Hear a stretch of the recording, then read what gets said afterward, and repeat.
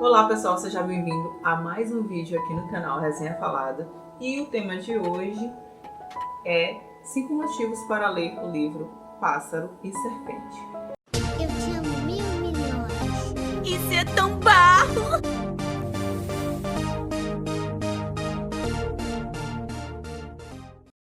Bom, esse livro é um lançamento da Galera Record e eu já tinha olhado algumas reviews, né, em alguns canais de fora e também de algumas blogueiras literárias que já leem livros estrangeiros.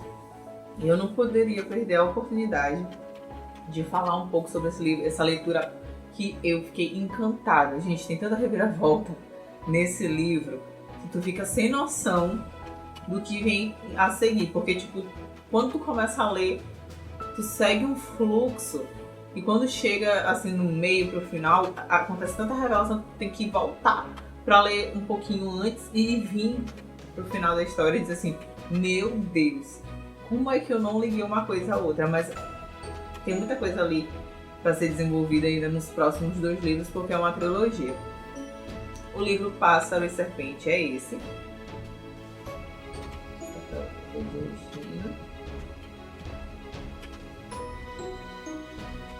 Ele veio com um marcadorzinho também do próprio livro, né? E vamos começar pelos motivos que você deve ler esse livro. O primeiro tema é Enemies to Love. No caso, são a Lo e o Reid. São os 2 personagens principais dessa história.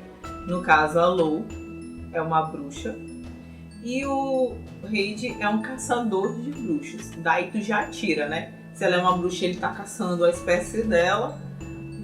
O que pode dar de errado aqui? Muita coisa, porque acontece realmente muita coisa errada aqui. E também a gente tem o segundo tema, que é sobre Inquisição.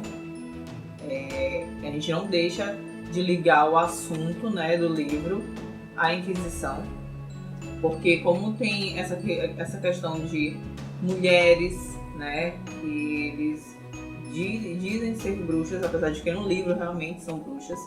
Não tem como não lembrar da história da Bishop, sobrenome Bishop, na verdade, que foi uma das primeiras mulheres a serem queimadas como bruxa em Salem. Então não tem como não ligar a Inquisição, né? As situações que acontecem, a questão da queimação em público acontece nesse livro. É uma cena realmente muito, muito triste, né, de se ler, e realmente como foi feito. A questão da igreja também, né, que é muito forte, a palavra de Deus, usar o nome de Deus e a palavra de Deus como justificativa para muitos atos. Terceiro tema é diversidade, e assim, não tem tanto, mas sim um personagem que faz parte ali da história toda, juntamente com a Lo ali por todo o tempo do lado, é a Coco, que é uma bruxa Demi-Rouge, e a Lo é uma Demi-Blanches. A Coco, ela tem um poder que vem do sangue. As Dames Rouge ou Red Ladies são bruxas que têm um poder que ele vem do próprio sangue, ou seja, elas sempre vão ter marcas no corpo por causa do sangue que elas precisam extrair de si para realizar os feitiços. Já as Dames Blanches ou White Ladies são bruxas que canalizam o poder da terra, né, vindo do ambiente, do ambiente ao redor, que é, no caso, a Lo. A Coco é a única personagem ali que é preta. Ela é um personagem essencial e me arrancou muitas risadas nessa história, porque assim, inicialmente eu não consegui me conectar com a Lo, eu consegui me conectar muito mais com a Coco. Em muitos momentos eu queria que a Coco desse uns tapas na cara da Lo pra ver se ela caía na real, porque ela é muito louca. Então, logo no início eu fiquei um pouco um pé atrás em questão da Lo. Eu amava muito mais a Coco. Mas no decorrer da história e das enrascadas que a Lo se metia, eu acabei me apegando muito a ela e muito aos outros personagens que vão aparecendo dentro da história. Como eu havia dito, a Lo é uma Dame Blanches e ela tem um poder que ele vem da Terra. É um poder equilibrado. É quase como se fosse uma troca equivalente de Fullmetal Alchemist. Você quer fazer uma magia para alguma coisa, você tem que dar algo em troca. Se você quer matar alguém, você tem que dar uma vida em troca dessa morte que você quer que aconteça. Se você quer que uma árvore floresça, você tem que dar outra no lugar ou alguma outra coisa equivalente àquela árvore que você está querendo que cresça, ou aquele fruto que você quer que nasça diferenciado naquela planta. Ou se você quiser salvar alguém, você tem que dar uma outra vida também para salvar essa outra pessoa. Então, o poder das Dame Blanches é muito arriscado comparado ao das Dames Rouge, que é só tirar aqui o sangue aqui e já tá de boa.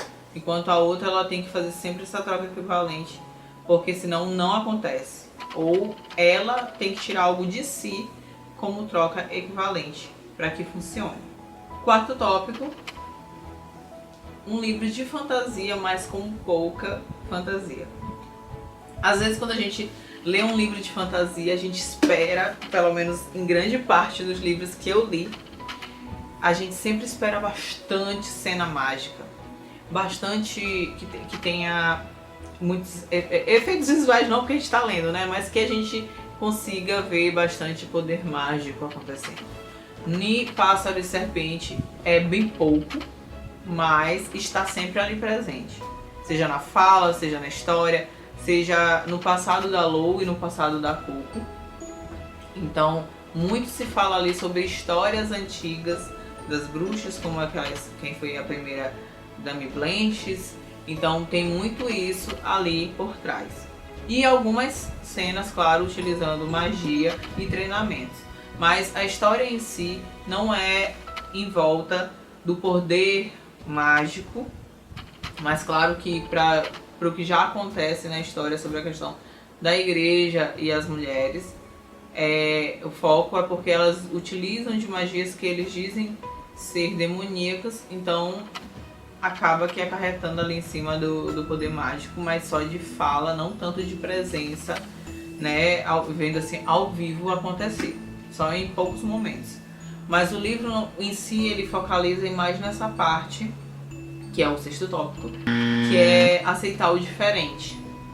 Que é quando que no livro eles não dão a oportunidade de conhecer o próximo ou de entender por que elas têm essa magia, da onde vem, tipo, se é dos ancestrais ou de onde é que aconteceu isso, para que elas possam ter esse poder. A gente também entende também por que só as mulheres têm poder e os homens não. Isso é contado no livro. E também é um grande, como posso dizer, é uma grande revelação em um futuro próximo. Para quem ainda não leu, leia para entender melhor essa parte. Temos também alguns personagens que são importantes para a história, como Madame Labelle, que ela aparece desde o começo e ela é uma das peças fundamentais para a história como um todo. Apesar de que ela aparece muito mais do meio assim para o final. Mas ela é sim um personagem misterioso e que está ali sempre dando algumas pistas para você entender melhor a história. Tem o Arcel, que é um Chancer, que é o que eles chamam dos caçadores, né, de bruxas, que é o Reid, que o Reid Diggory também que é o marido da Lo. Onde ele é ali o braço direito do Reid e ele está sempre ali por perto para ajudar tanto ele quanto a Coco e a Lo. E ele tem uma quedinha pela Coco, e quem não tem por aquela mulher, gente? Ela é maravilhosa, é um personagem maravilhoso e divertido e super empoderado, assim como a Lo. A Lo era muito mais antes, depois ela continua mais um pouquinho menos, até que ela consegue se conciliar um pouquinho mais, mas nunca deixa as suas atitudes e pensamentos serem abafados por causa de macho, entende?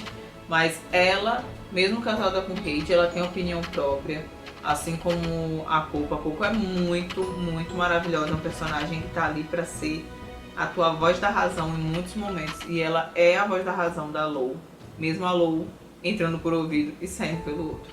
E um último tópicozinho dos 5, só um bônus, é a inveja, que é uma coisa que tem gritante no livro. Só que eu acho que ele será um pouco mais desenvolvido, esse tema, do segundo em diante, principalmente por causa do Jean-Luc, que é o que era para ser o melhor amigo do Reid e acaba não sendo, pelas atitudes que a gente acompanha lendo o livro, na história, porque o Digory, que é o Reid, ele é o líder dos Chancellors. E o Jean-Luc, ele queria ter aquele papel, ele queria ser mais forte, ele queria ser o especial do grupo, né? E não conseguiu ser. Então ele morre de inveja do Reid.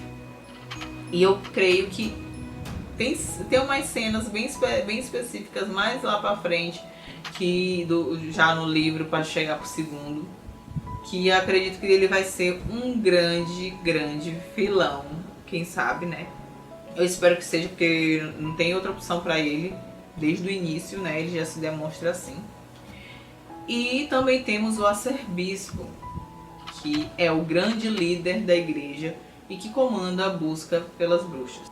Posso dizer que o livro em si, a história em si, principalmente com a questão do arcebispo, é uma vingança de ego ferido, tá? Não vou dizer porquê, porque isso aí é o grande spoiler do livro, mas pra mim a história em si começa por uma vingança de coração partido e ego ferido. Se não fosse isso, eu acho que talvez nada disso aqui teria acontecido.